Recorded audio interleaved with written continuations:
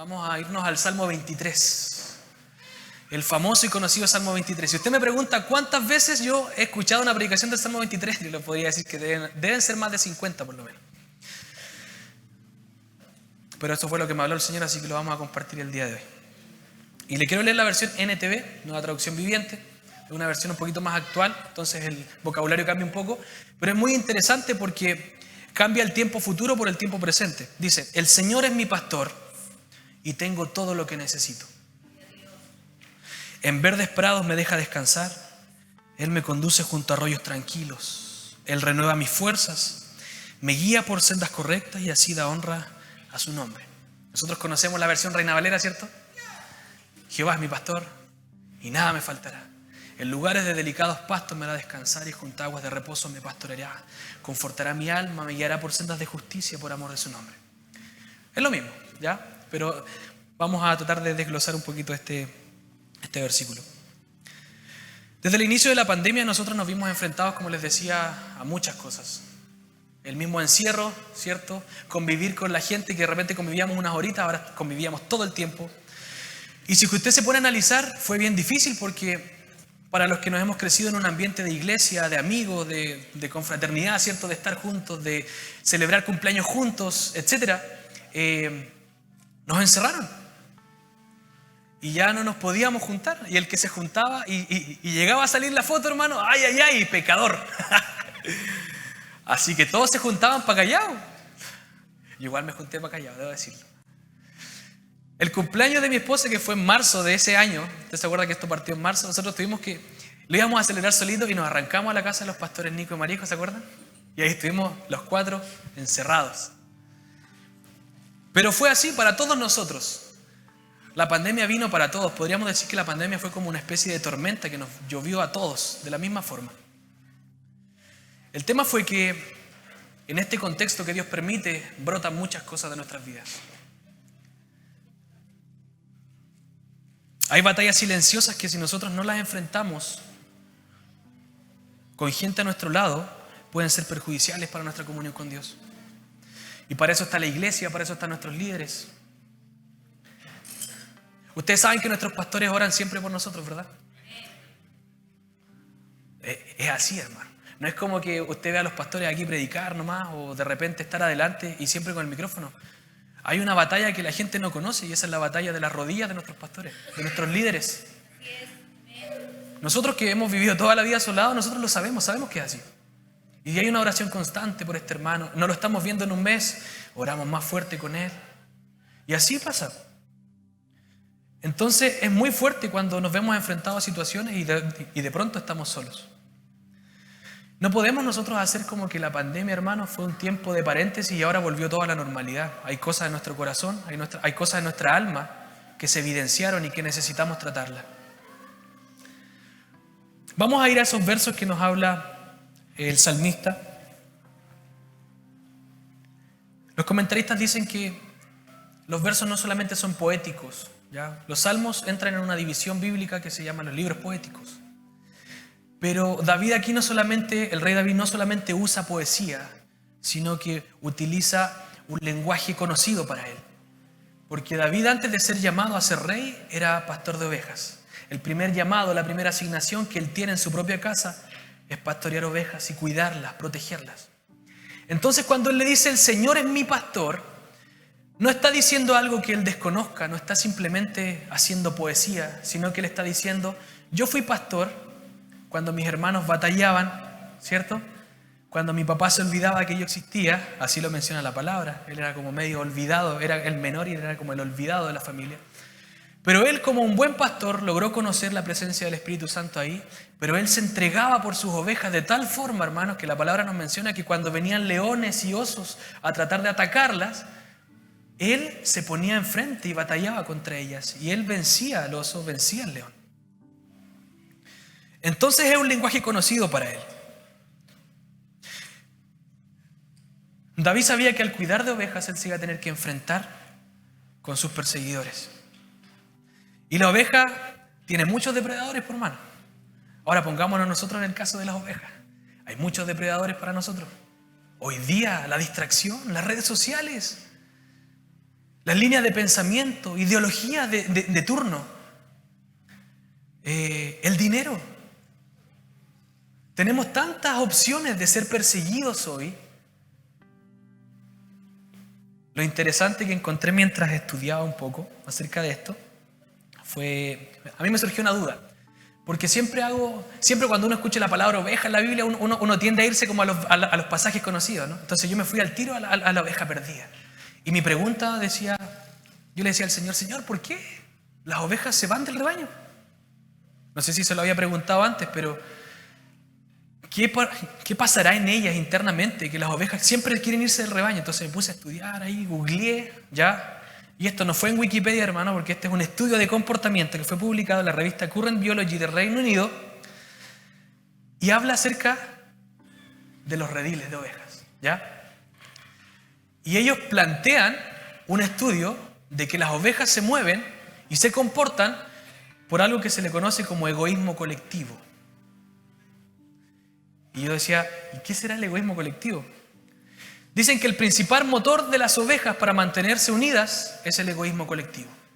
Porque cuando ellas sienten amenazas, que creo que tienen un radar como de 100 o 200 metros de distancia, cuando ellas sienten que sus depredadores están cerca, ¿qué es lo que uno hace si alguien te quiere atrapar? Arranca, ¿o no? Las ovejas, hermanos, no arrancaban. Se metían en medio de la manada para esconderse porque había menos probabilidades de que el lobo, en este caso, o el león, las pudiera atrapar. Porque como había más ovejas juntas, probablemente iba a agarrar a otras primero. ¿Se dan cuenta? El egoísmo colectivo hacía que las ovejas se mantengan bien. Por ende, ocurría un fenómeno muy interesante, y es que cuando el radar de las ovejas en todo un entorno estaba tranquilo y no había peligro, las ovejas solían marcharse. ¿No pasará así mismo con la iglesia, hermano? Que cuando nos sentimos mal, perseguidos o hay algo que nos agobia, venimos, ¿cierto? Y nos escondemos aquí para que Dios nos trabaje, para que estemos protegidos, pero pareciera ser que cuando resolvemos ciertas cosas, nos vemos. Dejamos de congregarnos o nos congregamos con menos recurrencia. Cuando servíamos y Dios solucionó nuestros problemas y vimos a Jesús manifestándose en gloria en nuestras vidas y de pronto dejamos de servir. Y de pronto ya no le pusimos tanto entusiasmo a lo que estamos haciendo. ¿No pasará algo así con la iglesia? Bueno, lo interesante, y no es que vamos a hablar mucho más de las ovejas, sino que lo interesante es la frase que sigue, que el rey David utiliza y dice, tengo todo lo que necesito. Pero si usted se da cuenta, esa frase o esa convicción para el rey David se hace realidad solamente con la condicionante primera. Es decir, para tener todo lo que necesito, yo necesito que el Señor me pastoree. Porque si el Señor no es mi pastor, no voy a tener todo lo que necesito. Entonces, para tomar nuestros boletos a Betania, nosotros tenemos que considerar de que el Señor tiene que pastorearnos. ¿Qué implica eso a niveles ya más prácticos? ¿Qué implica que el Señor me pastoree? Que yo tengo que confiar en Él. Tengo que confiar en su instrucción. Tengo que alimentarme con la comida que mi buen pastor me va a entregar. No podemos alimentarnos de cualquier cosa, hermano. Y ahí tenemos una primera pregunta para que lo vaya reflexionando ahí. ¿Qué estamos comiendo en nuestra vida cotidiana?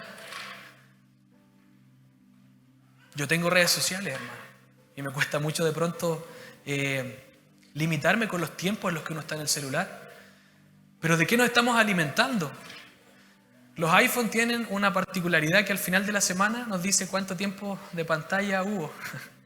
¿Sí o no? Un promedio. Ya. ¿Cuántos están en las 2 horitas diarias? No los voy a pedir que levanten las manos, ¿ya? Pero una vez yo me expongo, ¿ah? Una vez mi iPhone dijo que yo estaba más de 5 horas diariamente en el teléfono. Y yo trabajo con el celular, pero tampoco tanto. Pero son distractores. ¿De qué nos estamos alimentando? En comparación a la porción de las Escrituras que leemos semanalmente, a los tiempos que pasamos con Dios. ¿Qué estamos haciendo? ¿Qué estamos comiendo? Si nosotros queremos que nuestras situaciones complicadas se resuelvan en esta vida, el Señor debe ser nuestro pastor. ¿Cuántos quieren que el Señor sea nuestro pastor? Tenemos que seguir sus instrucciones. Pero no tenemos que ser como las ovejas de verdad, ¿cierto? Que cuando ya no hay peligro, simplemente huyen. Nosotros tenemos que permanecer. Usted se preguntará qué tendrá que ver con esto, con ir a Betania, ¿cierto? Versus lo que estamos hablando. Es que si seguimos leyendo este mismo versículo dice, en verdes prados me deja descansar y me conduce junto a arroyos tranquilos, y ahí es donde Él renueva mis fuerzas.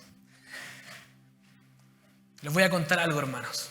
Ustedes saben toda la batalla que tuvimos con Samuel cuando recién nació. Hay una batalla oculta que la conocen muy pocas personas, y yo por eso hice todas las encuestas primero, ¿cierto? Para saber si es que algunos han tenido ciertos dilemas. Yo tuve un dilema emocional muy fuerte, hermanos, y se los voy a contar ahora, ¿ya? Y es que cuando Abby llevaba como 3 meses de embarazo, esto fue antes de que Samuel nazca, a mí en las noches me empezó, yo siempre lo digo de esta forma, me empezó a atacar un espíritu de muerte y de temor, de confusión en las noches. Yo de día era uno y de noche era otro. No en ese sentido, que ustedes ya se están imaginando. De día yo tenía fe, hacíamos altares de adoración, adorábamos. Ustedes saben, para los que no conocen, andamos siempre cantando, siempre con una guitarra, entonces siempre tenemos instancias, y Abby también es cantante, entonces ahí entre los dos siempre lo hacemos. Pero en la noche yo era otra persona, por hermano, porque resulta que en el momento de despedirnos, dábamos el besito, nosotros dormimos hacia lados contrarios, ¿ya? Y cuando yo me daba vuelta, hermano, empezaba mi lucha. Y el pensamiento era este en la cabeza.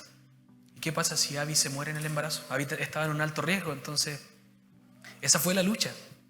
¿Y qué pasa si Samuel se muere en el embarazo? Y la tercera pregunta era, ¿y qué pasa si la Abby y Samuel se mueren en el embarazo? Yo no sé si a ustedes le habrán enseñado la oración tipo cuando los pensamientos vienen así. La oración tipo que siempre recuerdo de mi Santa Madre es llevar cautivo a la obediencia de Cristo todo pensamiento. Y también repetía el de Filipenses que dice, y la fe que sobrepasa todo entendimiento cuida nuestros corazones y nuestros pensamientos en Cristo Jesús. Esos eran mis versículos lema. Pero como esto no es religión, hermano, y es vida de fe, y es vida real en Cristo, no me funcionaba, hermano. No me funcionaba, no había caso. Yo siempre tuve ojeras, pero desde ahí en adelante no se me fueron más de la cara. Porque yo no me podía dormir ni a las 12, ni a las 1, ni a las 2 de la mañana. Me dormía a las 5 de la mañana, hermano, solamente pensando esas 3 preguntas. ¿Cómo es la mente, hermano, que maquina tanta maldad? Y al inicio de pronto uno puede controlar eso por un día, ¿cierto? Por 2 días. Pero fueron 4 meses. Y ahí uno comete el error gravísimo de no contarlo, de no decirlo. Estábamos todos vía online, entonces como que nos costaba mucho más. O sea, si ya nos cuesta en persona, ¿cuánto nos cuesta cuando estamos detrás de un computador o del celular? Y esas batallas las conocieron muy pocas personas. Pero me di cuenta de que viví por 4 meses esclavo de mis pensamientos. Y yo creo que atravesé crisis de angustia constantemente. No lo sé porque nunca fui en ese momento al psicólogo, aunque tenía a mi psicóloga al lado, pero no le podía decir, porque ella estaba viviendo su propio proceso. Las mujeres que han sido mamás saben cuánto o cuán difícil es el proceso del embarazo. Entonces, yo no podía en mi hombría decirle estas cosas. Y después viene el proceso de Samuel. El contexto no fue tan sencillo porque fue un 2020 sin empleo. Me agarró sin empleo justo ese año, hermano. Si cuando Dios nos quiere tratar, lo hace con todo. Y no pillé trabajo. Tenía un título que yo decía, para esto estudié. O sea, ¿cómo no me va a servir este título este año? Y cuando realmente Dios nos quiere trabajar, nos trabaja nomás. Entonces no hubo trabajo. Tuve que dejar mi casa y vivir entre la casa de mis padres y la casa de mis suegros, de quienes siempre agradezco mucho. Pero viví mis batallas ahí muy fuertes. Y me di cuenta que nunca habían sido resueltas cuando Samuel a los 10 meses de edad, después que Dios había hecho un tremendo milagro y nosotros habíamos visto su mano sobre él, y de pronto Samuel vuelve a caer al hospital por convulsiones. Ese tiempo para mí fue terrible, hermanos. Fue más terrible que el proceso mismo de cuando Samuel decían que se iba a morir el otro día. Porque de alguna u otra forma, sus oraciones y las oraciones de tanta gente fue como una inyección, como que yo recibía inyecciones de fe, inyecciones de fe. Entonces después cuando yo tuve que entrar al hospital, yo tenía fe, hermano, tenía la fe de que el Señor lo iba a resucitar incluso si Samuel se moría. Pero este segundo proceso de las convulsiones, para mí fue tan terrible que no podíamos cambiar día a día como era antes de las hospitalizaciones. Entonces Abby se quedó como 5 días con él al inicio. Yo me tenía que quedar 4 días. El primer día lo soporté, llevé la guitarra, cantaba ahí, y que Samuel siempre le ha gustado la música igual, entonces estaba ahí y se tranquilizaba. El segundo día lo mismo, el tercer día, hermano, para mí fue terrible. Fue terrible, yo exploté en ese hospital, exploté internamente. Y lo único que pude decirle a Abby es: necesito que alguien me saque de acá. Y me sentía muy mal porque estaba con mi hijo, o sea, era una situación contraria. No sé si les ha pasado, pero de pronto como que vienen estas situaciones que son contradictorias. Y yo lloraba, hermano, lloraba. Había tanta angustia, había tanto dolor. Y me fueron a sacar al tercer día, no alcancé a terminar los 4 días. Y me di cuenta que el milagro que Dios había hecho no había sanado esa área emocional en mí. La pregunta es, ahora acabada la pandemia, ¿cuántos han solucionado realmente sus áreas emocionales? Y yo no les vengo a dar ninguna charla de psicología porque no lo sé, y tenemos profesionales para que puedan abordarlo mucho mejor. Pero mi situación fue esta. Esta fue mi batalla. Y mientras leía este verso, Dios me traía a memoria lo que ocurría en Génesis. Si nos podemos ir al otro versículo, Jorge, lo que está después de todos los gráficos, ese mismo. Y dice que acabó Dios en el 7º día la obra que Él hizo, y reposó el día 7º de toda la obra que hizo, y bendijo Dios al día 7º, y lo santificó, porque en Él reposó toda la obra que había hecho en la creación. Y de pronto, el Señor me empieza a confrontar. Porque muchas veces para nosotros entrar en tiempos de descanso y la oración que hacemos, llévanos a lugares de delicados pastos, llévanos a los verdes prados junto a arroyos tranquilos, llévanos a Betania. De pronto para nosotros es estar simplemente acostaditos, dormir, descansar, no hacer nada, ¿cierto? Entrar en un estado de quietud. Y si servíamos mucho en la iglesia, entonces dejamos de servir. Y si nos congregábamos mucho en las actividades, entonces nos dejamos de congregar. ¿Por qué? Porque tengo que descansar. Pero aquí tenemos un principio fundamental. En el día en el que el Señor descansa en la creación, el Señor no se queda de brazos cruzados dejando de hacer algo. Lo que el Padre hace en la creación es bendecir y santificar. Si nuestros procesos de descanso no contienen ni bendición ni santificación, no estamos descansando, estamos en ocio. Y el ocio es nocivo para nuestras vidas. Porque la persona que tuvo el corazón conforme al corazón de Dios, que fue David, el momento no en el que descansó, sino en el que estuvo ocioso, sus ojos se desviaron de lo que era importante y pecó delante de la presencia del Señor. Entonces tenemos muchas preguntas que hacernos. De pronto decimos: no, estoy muy cansado, estoy haciendo demasiado, entonces voy a dejar de hacer esto, voy a dejar de hacer esto otro, voy a dejar de congregarme porque gasto mucho tiempo yendo a la iglesia. Y con tanta actividad ahora que ya no hay pandemia, ¿cierto? ¿Cómo voy a ir a todas las actividades de la iglesia? No, voy a dejar de servir porque estaba haciendo demasiadas cosas. Y tengo que estar un poquito más tiempo en la casa. Hermanos, si usted no está tomando ese tiempo para bendecir su vida, para bendecir al Señor y para santificarse, entonces usted no está descansando, usted está en ocio. Y el ocio lo único que hace no es llevarnos a delicados pastos, hermano. Es llevarnos probablemente a una ruptura con el propósito de Dios. Y eso es muy fuerte. Entonces me di cuenta que yo no había descansado. Me di cuenta que yo había estado ocioso. Y más encima no tenía trabajo. Entonces ustedes saben, los varones, y bueno, hoy día todos, en verdad, todos nosotros, cuando no hay algo que hacer, como que nos entra una desesperación, ¿no? Necesitamos tener metas que hacer, cosas que hacer. Y yo creo que mi tiempo más terrible fue el momento en el que no tuve nada que hacer y estaba viviendo estas batallas, porque literalmente parecía que no había nada que hacer. No tenía ni trabajo, por último hubiese tenido un trabajo online. Pero ni eso, hermano, salieron algunas cositas y no pasaba nada. La realidad es que el Señor nos quiere llevar a prados verdes, a lugares de delicados pastos. Pero Él no quiere que nosotros simplemente nos acostemos así de guatita al sol y que nos desconectemos. Esa palabra de repente me choca tanto. Necesito desconectarme para descansar. ¿Desconectarnos de qué? Tenemos que conectarnos más en su presencia. Cuando nosotros dejamos de hacer cosas o menguamos en algunas funciones, necesitamos reencontrarnos con nuestro Señor, bendecir y salir santificados de este tiempo. ¿Saben por qué? Y esto es cortito, ¿eh? Porque los Betania son tiempos que nos preparan para otro proceso. Los Betania no son eternos. Los lugares de delicados pastos no son eternos para los hijos. Los lugares de delicados pastos sirven para que nosotros seamos benditos, santificados, para que surja adoración pura y para que nosotros podamos transicionar a procesos de cumplimiento de nuestro propósito y de nuestro llamado. Y ahora nos vamos a ir a Betania un poquito.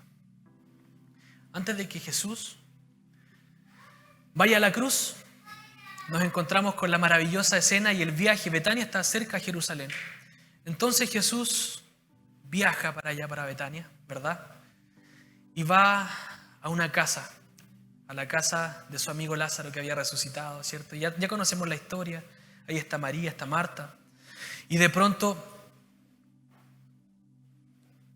esta mujer, delante de todos, irrumpe y trae lo mejor que tiene, su frasco de alabastro, de nardo puro, que como venimos escuchando la semana anterior, era un perfume que costaba el salario de un año, y lo derrama delante de los pies del Señor. Hay una versión, y hay uno de los evangelios, porque esta historia está contada en los 4 evangelios, pero hay un evangelio que relata de que no solamente derrama este perfume, sino que con sus lágrimas enjuga, y yo pensaba que la palabra era enjuaga, y siempre pensé que era enjuaga toda la vida, y era enjuga. Es que el significado de enjugar es otro. Igual lo pensaste, Susana. ¿Y sabe cuál es el significado de enjugar? Es como quitar con una esponja todo el residuo del sudor o del cansancio de la persona. Entonces, aquella mujer no solamente estaba derramando un perfume a los pies del maestro, sino que aquella mujer lo que estaba haciendo era entregarlo, todo lo que tenía, lo estaba adorando, porque fue el máximo acto de adoración que los escritores resumen de las escrituras, y estaba preparando el cuerpo del maestro para el sepulcro. Imagínense ese acto de adoración. Este Betania fue el lugar de delicados pastos de Jesús, porque en este lugar fue adorado de tal forma que su cuerpo retuvo un aroma que seguramente él iba a estar percibiendo en la cruz. Dicen algunos que este perfume, cuando es echado en el cuerpo de la persona, dura dos semanas más o menos. Hay otros que dicen que dura entre un mes y un mes y medio. Es decir, no hay que usarse perfume todos los días de ese. Se echaban ese perfume y les duraba un mes. Entonces, yo siempre me imagino esa escena, hermano, en donde de pronto Jesús en la cruz está siendo clavado, está siendo atravesado por esa lanza, y de pronto Él hace esto y huele ese perfume de nardo y dice: todo vale la pena. Todo va a valer la pena. Esta copa es amarga para mí, pero vale la pena. Por eso es que tenemos que ir a Betania, porque Betania es nuestro tiempo de descanso, es nuestro tiempo de bendición, de santificación. En Betania, hermanos amados, nace la adoración más pura de nuestros corazones. Lo que nos prepara, si volvemos al versículo anterior, Jorge, lo que nos prepara para las sendas de justicia. Lo que nos prepara, al Salmo 23, por favor. Lo que nos prepara para andar por las sendas correctas. Dice: en verdes prados me deja descansar, me conduce junto a arroyos tranquilos y ahí Él renueva mis fuerzas. Esto es Betania, hermanos. ¿Cuántos necesitan un tiempo de descanso?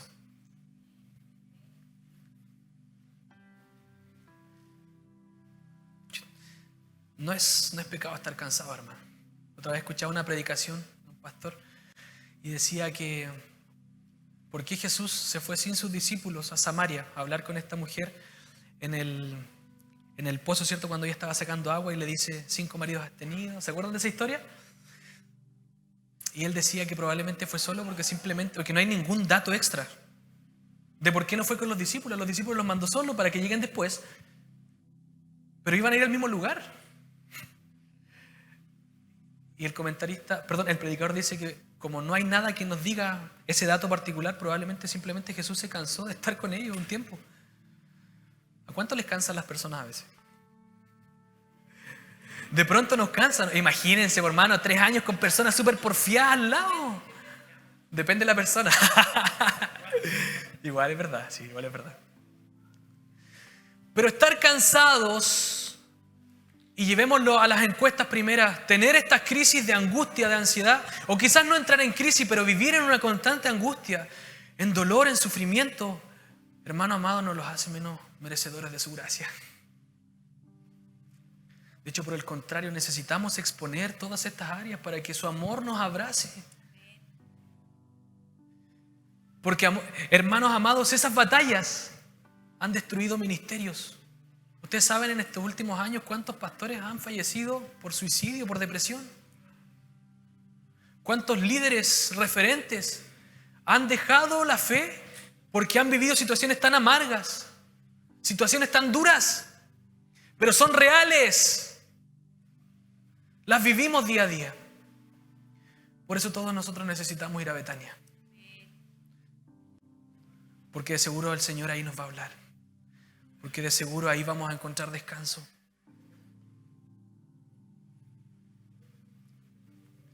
Pero como les decía, es en este lugar donde somos preparados para ir por sendas correctas. Tenemos un camino que Dios ha trazado para nosotros. Desde los tiempos de descanso, Dios nos transiciona por las sendas de justicia. Y como les dije, Betania es un estado temporal. Porque la gran redención de nuestro Maestro en la cruz del Calvario no se efectuó en Betania. Pero Él necesitó preparar su corazón. Porque había una cruz a la que Él tenía que subir. Y teóricamente Él ya lo sabía. Pero prácticamente no lo había vivido todavía. Entonces nuestro llamado, amados, nuestro propósito en esta tierra tiene que ser sustentado y alimentado por un tiempo de descanso. ¿Cuántos quieren cumplir el propósito que Dios diseñó para cada uno?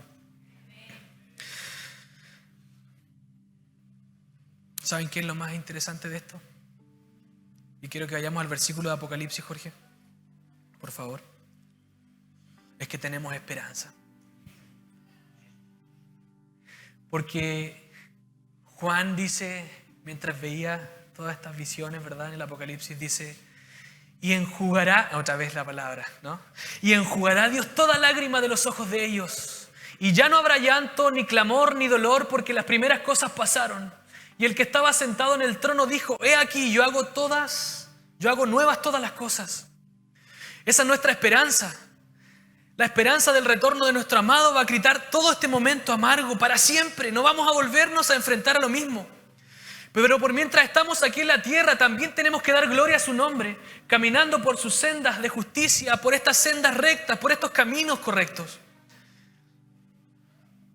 Yo no sé si usted quiere obedecer al llamado de Dios en su vida. Pero para poder caminar en el cumplimiento de nuestro propósito, vamos a necesitar pasar por Betania antes. Entonces esto es súper sencillo. Esto es súper sencillo, hermano. Porque cuando nosotros hacemos esta oración, ¿cierto? Y resumiendo un poco lo que hemos conversado hoy día, tenemos que reconocer en primer lugar que el Señor es nuestro pastor. Y que para que tengamos todo lo que necesitamos en esta tierra, y para que todo lo que describe Apocalipsis que va a pasar en la venida de Cristo, podamos nosotros sobrellevarlo aquí. Porque aquí tenemos batallas que pelear. Tenemos situaciones emocionales que vivir. Decepciones de las cuales levantarnos. Deslealtades, traiciones. Dolor por el fallecimiento de alguien. Tanta situación, hermano, que usted mismo contestó en esa encuesta. Necesitamos que el Señor sea nuestro pastor y confiar en Él. Necesitamos entrar en tiempos de descanso. Necesitamos ir a Betania para brotar en bendición, en santificación y para que la verdadera adoración nazca de ese lugar.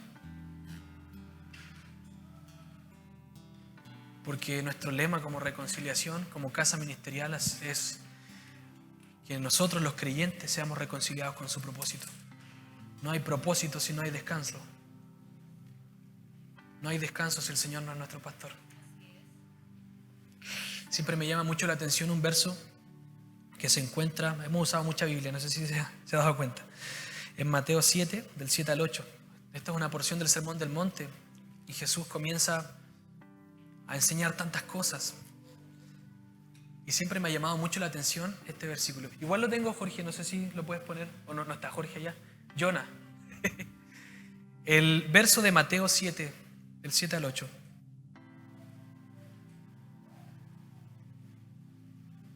Si no está, lo leo de acá. ¿Está ahí? Así está, ya.